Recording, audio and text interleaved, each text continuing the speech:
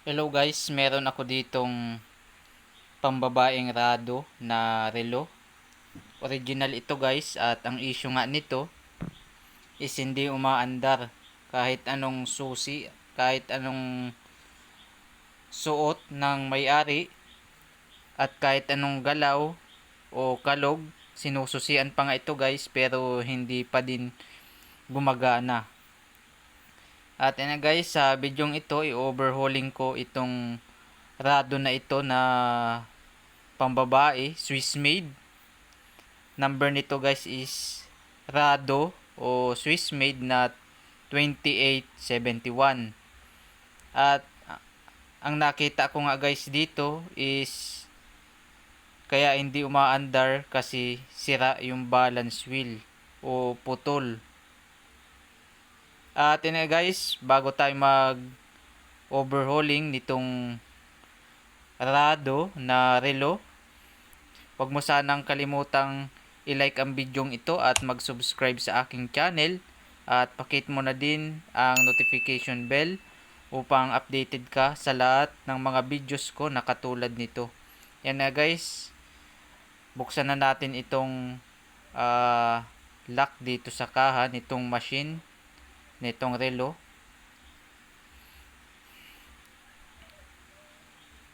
Yan guys, sugutin na natin itong locking screw.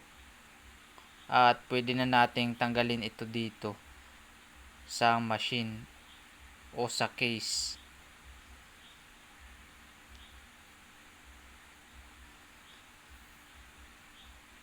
Yan guys, tanggalin na natin itong kanyang mga kamay at itong dial para masimulan na nating ma-overhauling itong Rado na Diastar.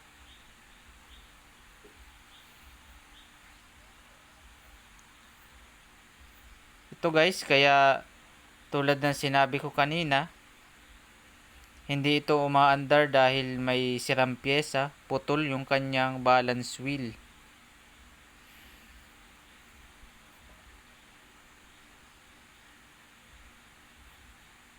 Ito guys, bago natin matanggal itong dial nitong relo, meron itong dalawang lock dito sa kanyang dial post.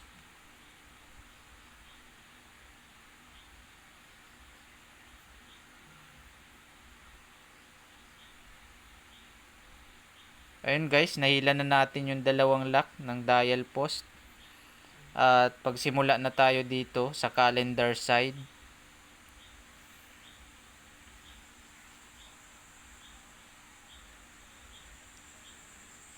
Ito guys, tanggalin na natin itong calendar side nitong Diastar.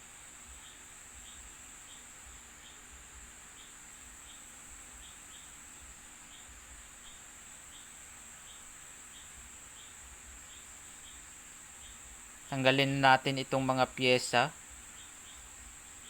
dito sa calendar side.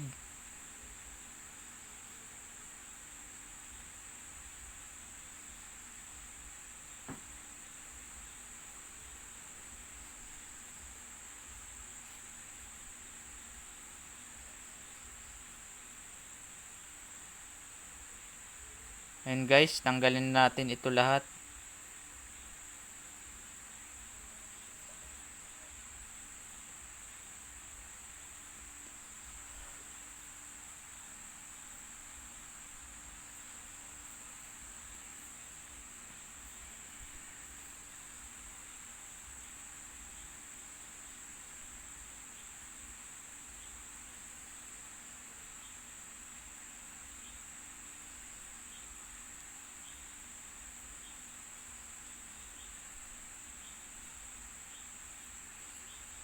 Okay guys, dito naman tayo sa side na ito.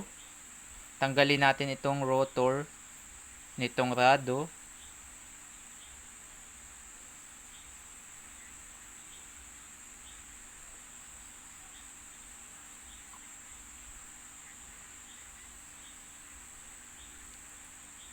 Isunod na natin itong automatic work.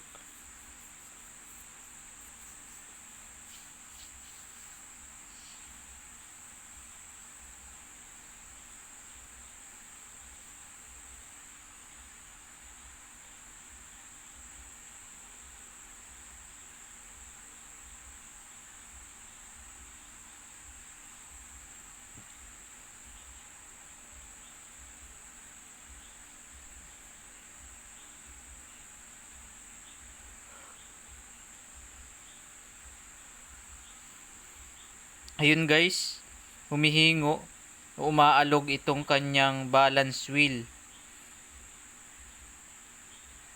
Kasi nga guys, putol yung ihi nitong balance wheel. Kaya umaalog siya at hindi umaandar yung makina.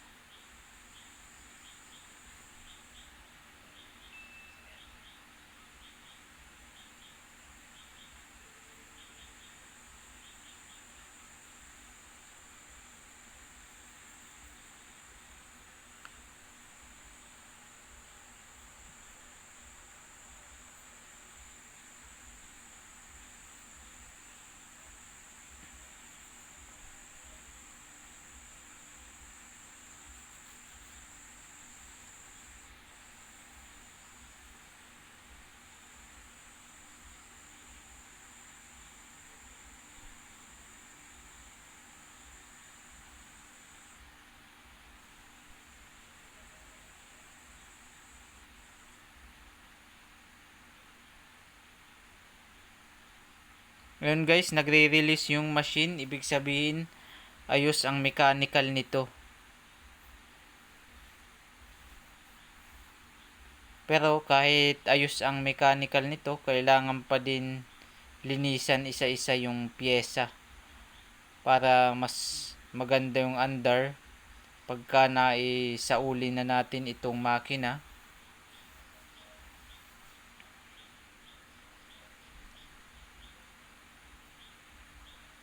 At yun na guys, pag nai-assemble na natin itong makina, mas maganda siyang umandar kapag nalinisan ng mabuti yung pyesa. Nalinisan ng isa-isa.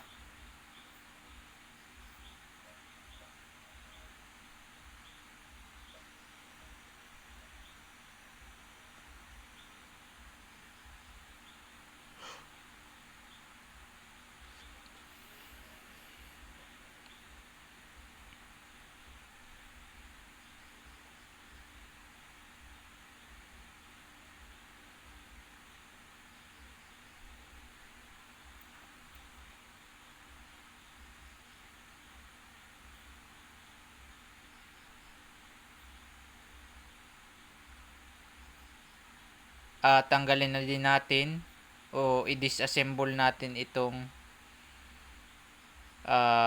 mga train wheels.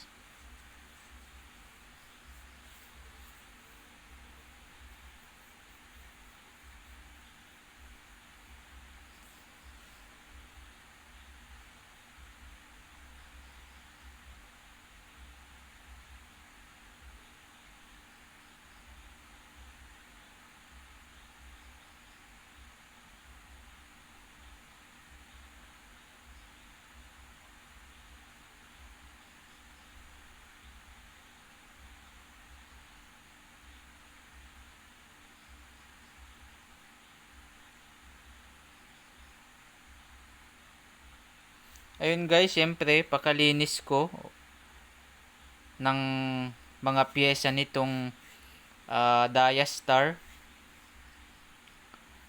Nilagyan ko ng langis itong mga jewel para pag ikot nung mga train wheels mas malinis ang ikot at hindi siya i-stick pagka may lubricant o may langis.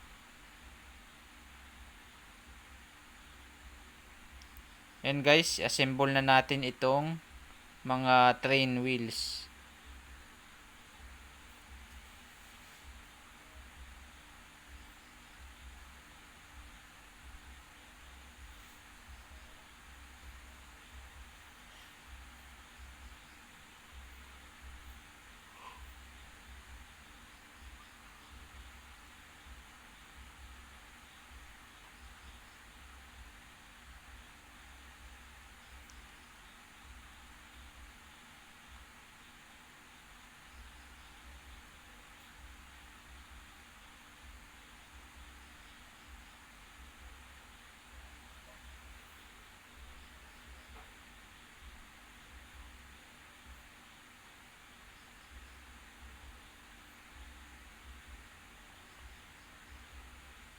Yan guys, ikabit na natin itong train bridge. At sa part nga na ito, kailangan pag higpit mo nitong train bridge, hindi maiipit yung mga train wheels para iwas putol at iwas sira.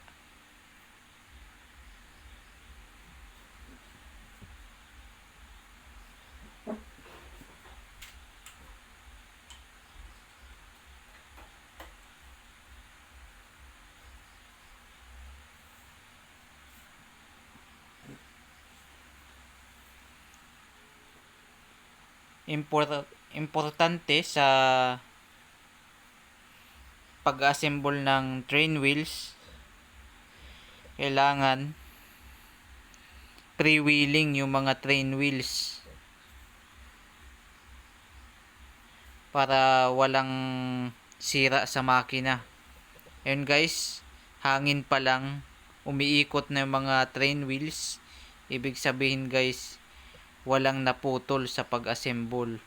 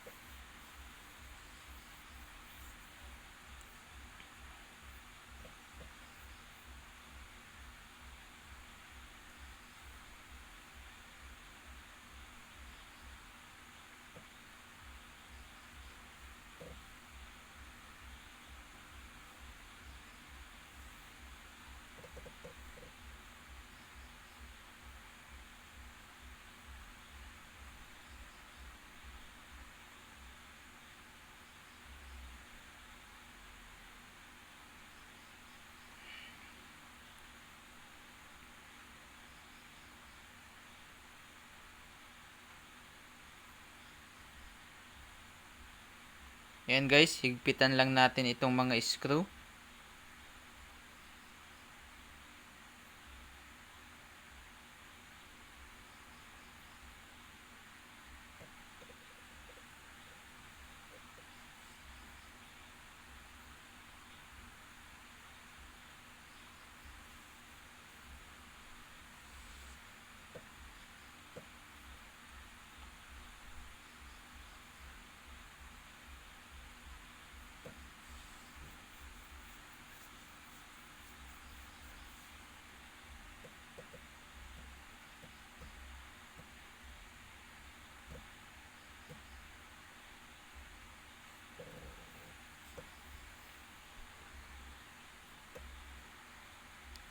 Ayun guys, kitang-kita nagre-release na yung machine at maayos yung kanyang pag-ikot. Walang naputol.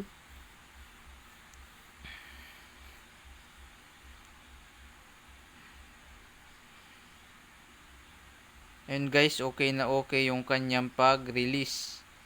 Ibig sabihin, pag sinalang natin yung balance wheel nito guys, siguradong aandar yung makina.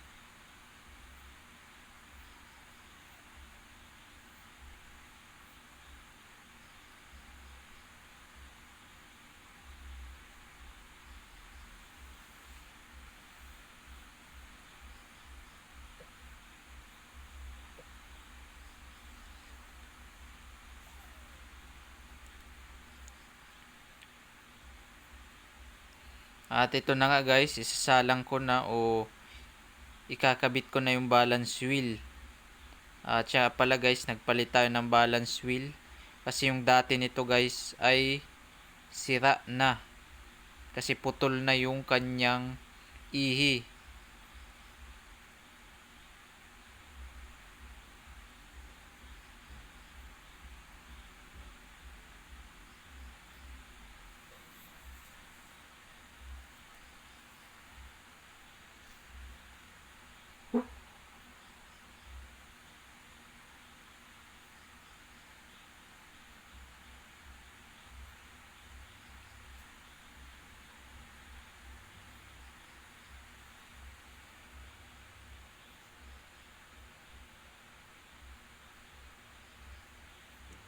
And guys, ganadong ganado yung makina. At maayos yung pag-andar.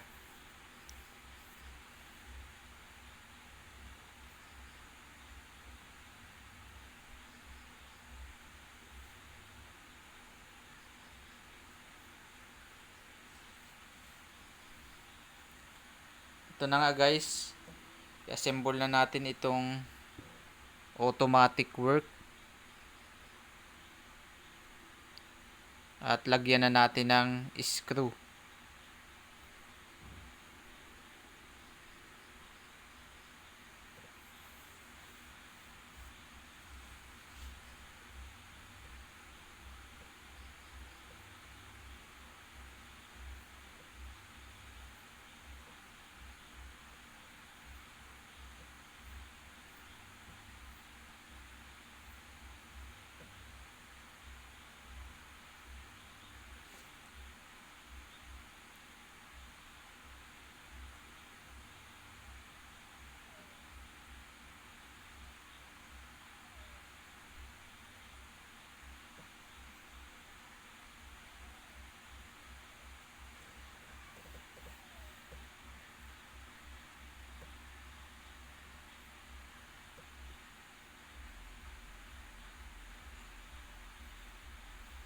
At then guys, syempre, ibalik na natin itong rotor.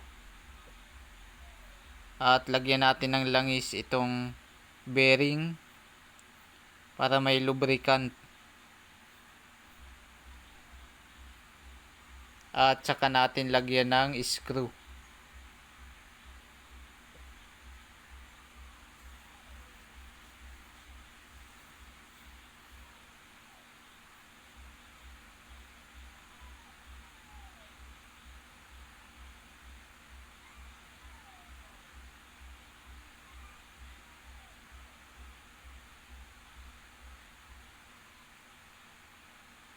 At ito na nga guys, dito tayo sa calendar side. At langisan natin itong lalagyan ng center wheel.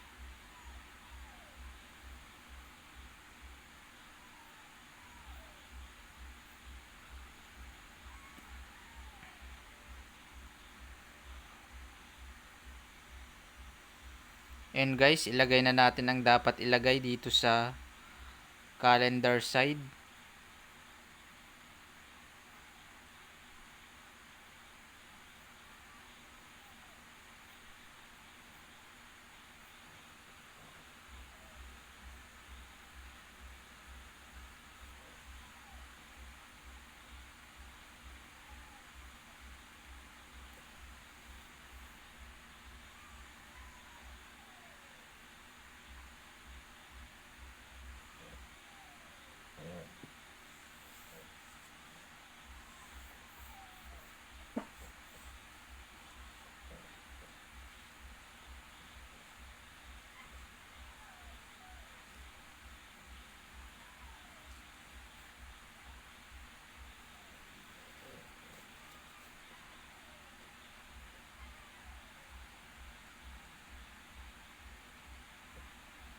Ayan guys, lagay na natin ang adjuster at itong date corrector.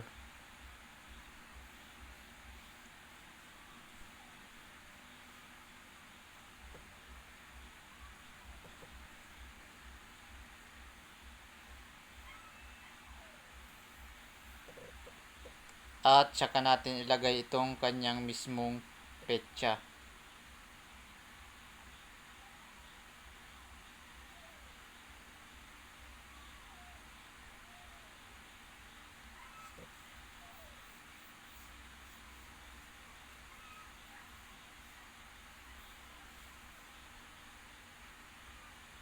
At lagay na natin itong cover nitong calendar.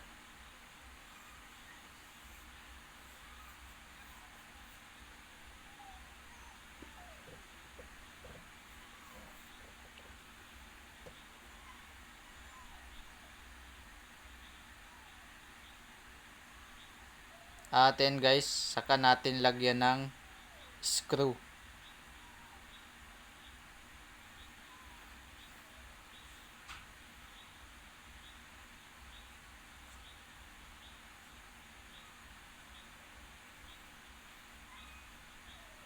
At ito na nga guys, yung Rado na Diastar na pambabae. At ito guys, okay na yung under niya. Gumagana na. At ganado yung makina. Napalitan na din yung balance wheel na sira. Yung piyesang sira. Kaya umayos na guys yung kanyang under. Kasi guys, ang automatic watch kapag ka may sirang pyesa, hindi talaga yan gagana ng maayos. At yun na guys, salamat sa panonood at sana nag-subscribe ka na din sa aking channel. At salamat sa panonood guys.